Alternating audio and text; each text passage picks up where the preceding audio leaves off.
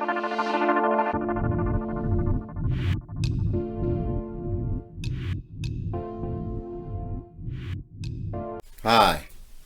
I'm John McNeil. Helping other people evolve is what we do. I want to talk about learning how to just be a responsible human being. Yeah, responsible. I did a video on are you a victim or volunteer, and I told you guys that I would come back with, if you're not a victim anymore and you're not a volunteer, then what are you? How about you are being a responsible human being? That's it. But here's the deal.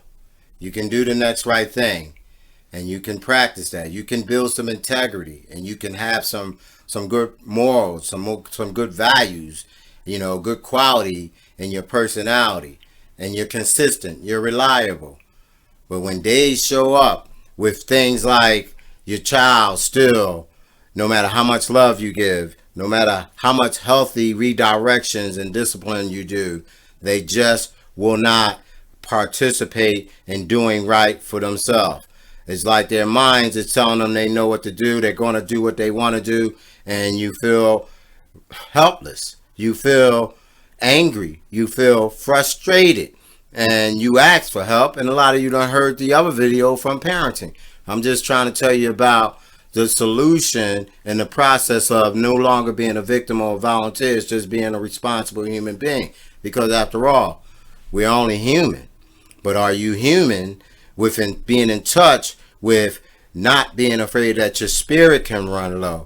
That your frustrations that can turn into agitation or being angry is permissible, because in the aspect of no longer wanting to be a victim or no longer wanting to volunteer and let people just walk all over you because they feel as though they can, you have some say-so in that. You can build some substance to have a balance. Emotional balance is truly hard to attain.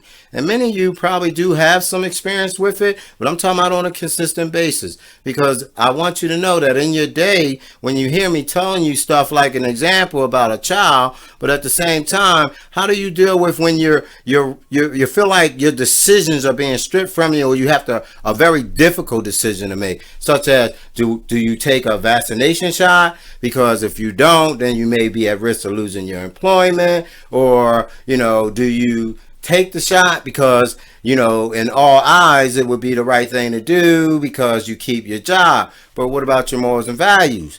And again, I can't claim victim and I can't claim volunteer. I mean, you may want to, but I find out what life sends us, we're left with a choice. Even back to the child, what's my choice?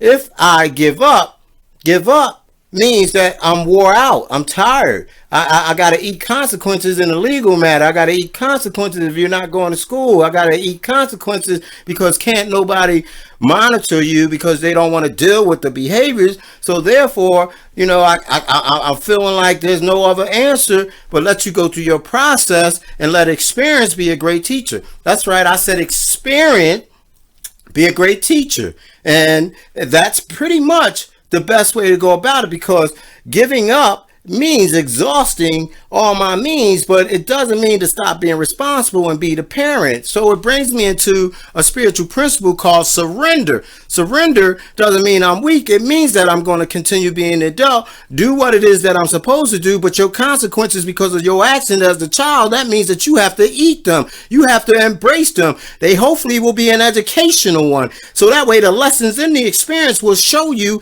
even if you have to go through unnecessary consequences as far as being in placement. And there it is, just on the basis of no longer wanting to keep subjecting myself with trying to make a human being, old or young, do what is best for them.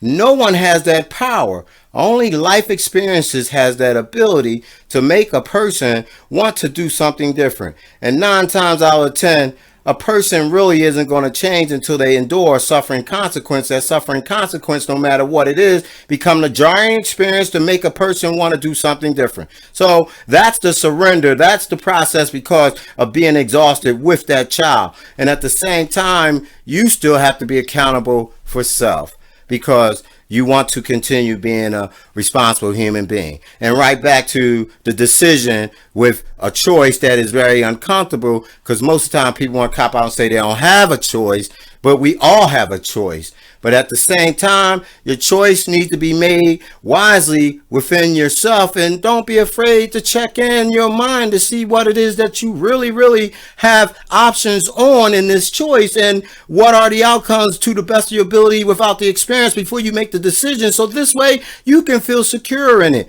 But at the same time, you can't fold.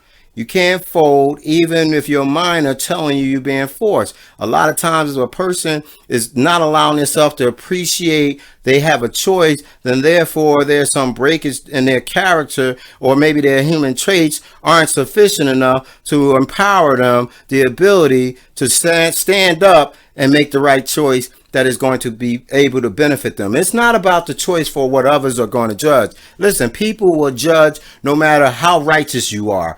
People will judge, of course, when you're not righteous, or should I say self-righteous in a manner that's really negative. So therefore, you're going to be judged. But how about if you stand in being okay in your conscience with your decision, and you make the right one that is going to truly benefit you? Because after all, the beginning of this video is based on learning how to be a responsible person. No longer keep claiming victim status, no longer allowing yourself to volunteer for the discomfort or the being misused by situations, circumstances. Of course, they're connected to people. So make a good choice. I just don't want you to fold. Also, if you're in a grieving process, you have friends, and so do I, and you get a call and it's 4:47 that someone that's close to you or someone that has a history of you, and they die from a diagnosis of a health issue. And how about this one? You might have the same health diagnosis, and therefore you start getting fear inside you. You also run the tapes in your mind of past memories that built the relationship with this person, but you can't get out of doubt, and this fear start growing within self because you have the same diagnosis. But guess what? You got to figure out how do you strengthen yourself so this way you can continue learning how to be a responsible person. Are you taking care of yourself? If medicine is necessary, are you taking it as prescribed? Are you actually allowing yourself to be able to do what is told from the physicians and the doctors that should be a part of the team? Because you should have a team when it comes to health. But at the same time, I don't want you to keep on copping out because your emotions and your feelings take you to a level which we all recognize is called depression. And then depression will smother you. It's like you in a body of water and you forget to come up for air. How about you can't come up for air? That's how dangerous depression is. But for those of us who knows how to swim, and those of us who have a little bit of hope, you come up for air. You come out for air because you deserve to breathe. And what happens is you can walk through any of these impacts, no matter what circumstance or situation is going on in your life.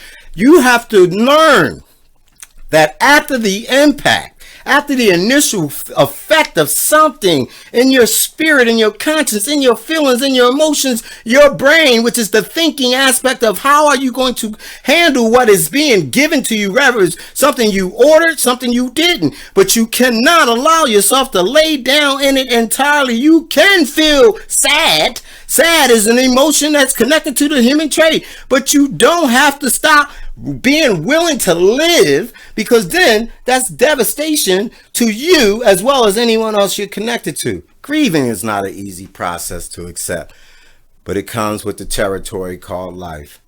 And many of us tend to forget everybody has to pass. It's just not an easy piece to process when you're connected to people, no matter who they are, and they're physically gone. So spirit is only based on your belief. Conscience is also based on your belief. They will be missed. So in being sad, you allow yourself a proper way of grieving. And like I said, if you need professional help, you should seek it. And even if you are dealing with people who claim that they trust you, but their trust doesn't manifest because of their actions or their verbalizations and things that you're doing when you're continuing to be responsible, it almost comes off, or a lot of times it does come off, as an attack. But here's what I would say.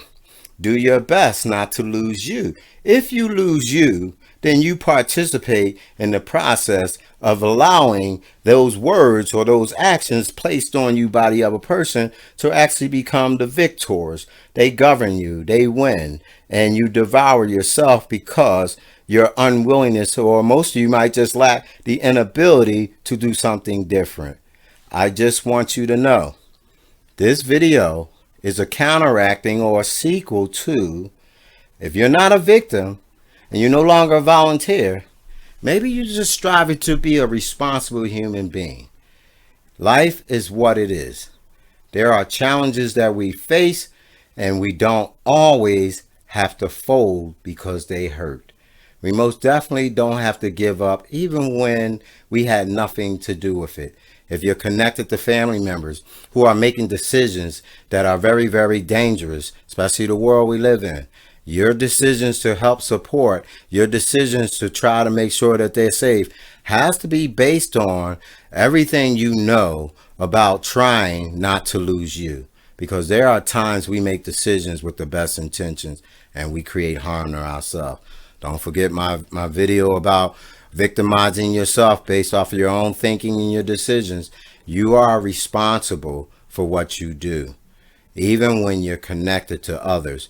If you don't have drama in your life because of your own action, maybe your drama is coming from those that you're connected to. But I'm going to take a risk and say this. Having a higher power should not just be in name, and it shouldn't be in vain. It should be in trust, the same way that you wake up, the air that you breathe and allowing you to move if your limbs are in place. And even if your limbs aren't, just the ability to do your best and live in a day. You have to trust your higher power. Faith is more than just tangible evidence. Faith is yet the things that we aren't seeing, but we believe. And we believe in many things that we don't see, even when we receive information. Just like I'm asking you to believe a lot of these videos and the information in them, because I'm running them to you, or I'm bringing them to you with all the honesty that I can muster, with all the mental and experience and the education that I receive. And I have tons more. But at the same time, can you believe in your higher power? Can you trust? Are you able to be willing to do what is necessary, even simplifying it, as you heard me earlier say, doing the next right thing? I want you to know you can continue being a responsible human being. You're worth it. Don't give up. If struggles are hitting you, if success is something that you're not used to, all I can say is this: let them build you. Let you find some inner peace. Let you enjoy the success that you are no longer failing. Besides, you're the person that put the work in. You're the person that is within your skin. You're the person that is trying to do better, to be able to say, I got some true joy. There's a price for freedom. It's called being responsible. Tune into the next video. I'm John McNeil. Helping other people evolve is what we do. Thank you.